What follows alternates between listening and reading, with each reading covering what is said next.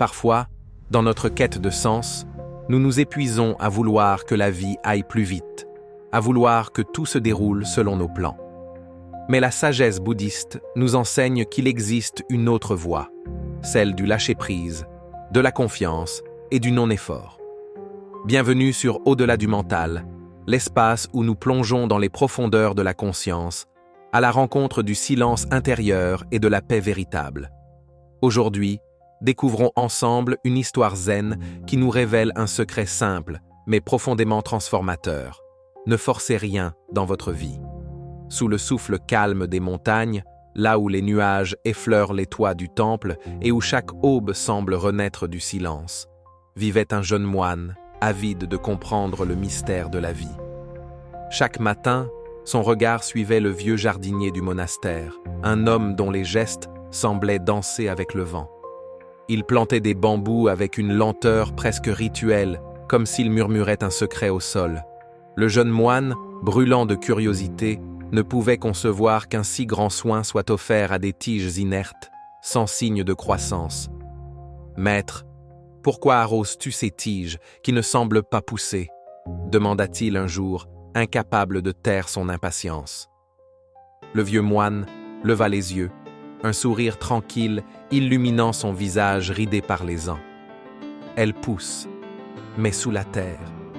Elles prennent racine avant de s'élever vers le ciel. » Ces mots résonnèrent dans le cœur du jeune homme sans qu'il en saisisse encore la profondeur. Il décida de tenter l'expérience lui-même, pensant pouvoir reproduire la patience du maître. Jour après jour, il arrosait, observait, espérait. Mais rien ne se passait. Le sol demeurait muet, le bambou immobile. L'impatience monta en lui comme une fièvre. Et un matin, incapable de supporter ce silence, il arracha la tige. Le maître, témoin de la scène, s'approcha calmement et dit d'une voix douce : « Ce n'est pas le bambou qui manquait de force, c'est toi qui n'as pas su attendre. » Ces mots tombèrent dans le cœur du jeune moine comme une pluie fine sur une terre aride. Il comprit soudain que la vie, tout comme le bambou, ne se révèle pas à ceux qui veulent la précipiter. Il comprit que sous la surface invisible du temps, quelque chose grandit toujours. Le bambou, avant de s'élever, tisse dans le secret de la terre un réseau profond de racines, afin de pouvoir plus tard toucher le ciel sans chanceler. Il en est de même pour nos âmes. Avant que nos fruits ne paraissent, la vie nous invite à enraciner la sagesse dans le silence, la confiance et la patience.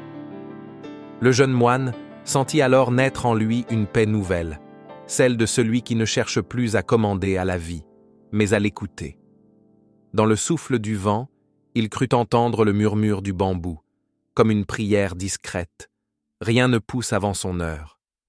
Et depuis ce jour, il arrosait la terre non plus avec attente, mais avec gratitude, sachant que la lenteur de la croissance n'est pas une absence, mais un enseignement. Le bambou n'était plus une plante à ses yeux, mais un miroir du chemin intérieur. Un rappel que la vraie force se construit dans l'invisible, dans le silence patient de nos racines. Dans le silence du matin, un moine observait un ruisseau couler entre les pierres, glissant sans heurts, épousant chaque forme, chaque détour, sans jamais perdre son essence. L'eau ne se demandait pas où elle allait, elle coulait simplement, et dans cette simplicité résidait toute sa sagesse. C'est cela, le non-effort. Ce principe si subtil que l'esprit humain, avide de contrôle, a tant de mal à saisir. Forcer la vie, c'est comme frapper contre un courant puissant. Plus on lutte, plus on s'épuise, et moins on avance. Le zen enseigne que le véritable art de vivre ne consiste pas à dominer, mais à s'unir. Non-effort ne veut pas dire paresse ou inertie, mais plutôt une action dépourvue de crispation intérieure, un mouvement qui naît du silence, pas de la peur. Quand on agit dans l'harmonie du moment présent, l'action devient méditation. Elle ne vient plus du désir d'obtenir, mais de la conscience d'être. Le sculpteur véritable ne force pas la pierre à devenir statue, il révèle la forme déjà cachée en elle. De même, le pratiquant du non-effort ne contraint pas la vie à se plier à sa volonté. Il écoute, il ressent, ils s'accordent. C'est une danse entre le visible et l'invisible, car toute tension naît du refus de ce qui est. Lorsque nous résistons à la réalité, nous nous coupons de la fluidité naturelle du Tao, cette grande rivière de l'existence qui nous porte tous, que nous le voulions ou non. En cessant de lutter, nous découvrons une vérité simple. La vie n'a jamais été contre nous. C'est notre attachement, nos attentes, nos comparaisons qui créent la souffrance. Le non-effort, c'est permettre au souffle de la vie de passer à travers nous sans obstruction. C'est parler quand la parole vient naturellement et se taire quand le silence s'impose. C'est agir sans arrière-pensée, aimer sans posséder, travailler sans se consumer. Dans cet état, tout devient plus léger. Même les défis perdent leur dureté, car on ne les affronte plus, on les traverse. Le mental veut contrôler le flot, mais le cœur comprend qu'il suffit de flotter. Et c'est dans ce flottement que naît la vraie puissance, celle de la souplesse, du détachement, de la clarté.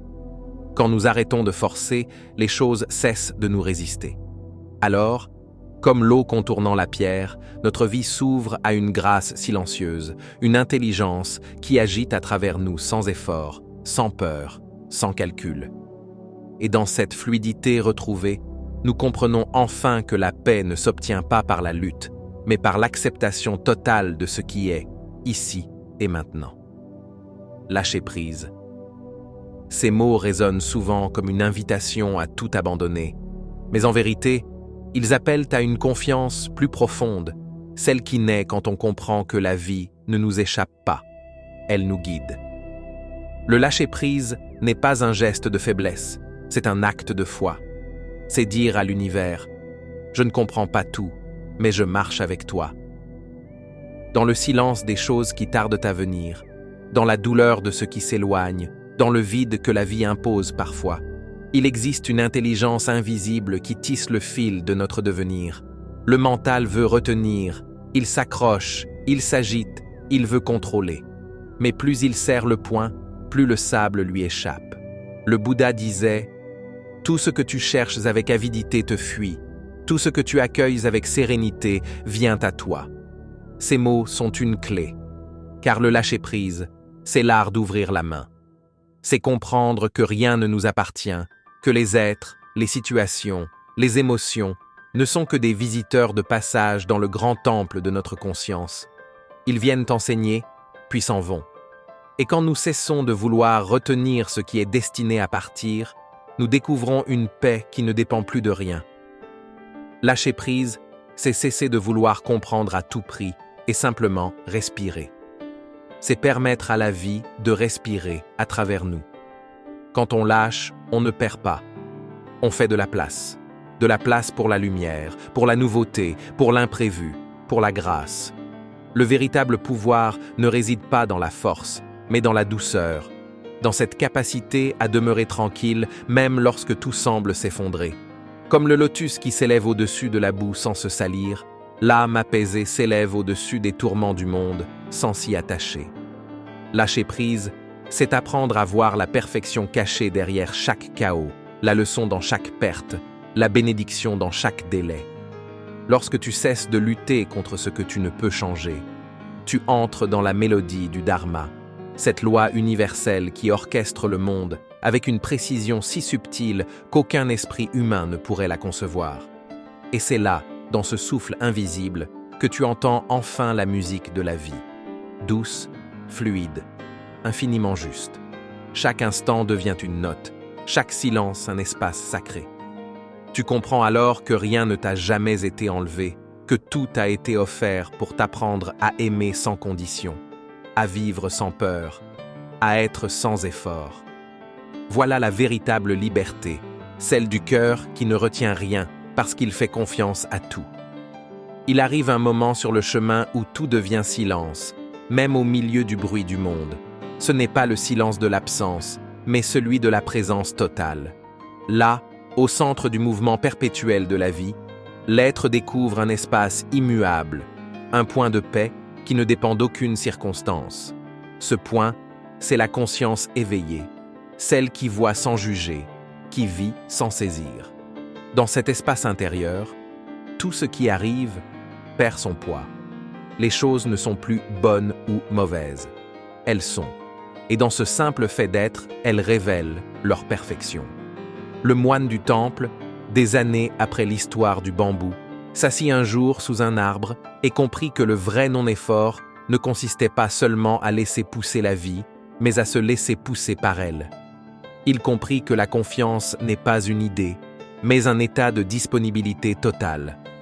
C'est l'abandon du « je veux », du « je dois », du « cela devrait être autrement ».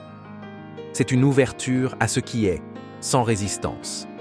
Et dans cette ouverture, tout s'aligne. Ce que tu cherchais cesse de fuir, non parce qu'il t'est donné, mais parce que tu ne le poursuis plus.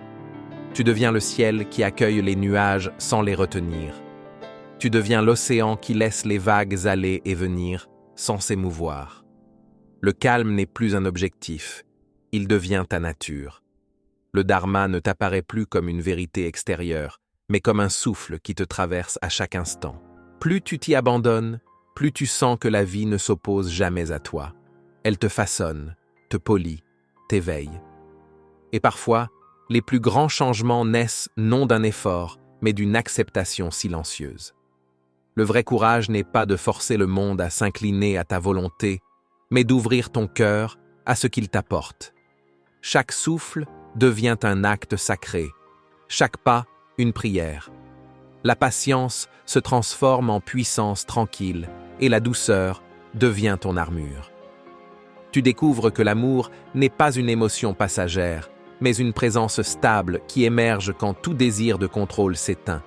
Alors seulement, tu commences à voir la vie comme elle est réellement. Un flux éternel de naissance et de dissolution, un cycle de dons constants, une danse entre toi et l'infini. Rien à forcer, rien à retenir, rien à craindre. Seulement l'expérience pure de l'instant, telle qu'elle est. Et dans ce calme au cœur du mouvement, tu réalises que tu n'as jamais eu besoin d'aller quelque part pour trouver la paix. Elle était déjà là, dans le simple fait de ne plus lutter contre la vie. Ne forcez rien. Laissez la vie vous révéler son propre rythme. Ce que vous êtes destiné à vivre viendra à vous lorsque vous serez prêt, ni avant ni après. Respirez, relâchez et marchez avec confiance sur le chemin du calme intérieur. Merci d'avoir écouté cette histoire sur Au-delà du mental. Si ces paroles ont touché votre cœur, soutenez cette chaîne par un like et abonnez-vous pour plus d'histoires inspirées de la sagesse bouddhiste. Et souvenez-vous, le plus grand progrès spirituel naît souvent dans le silence de l'attente.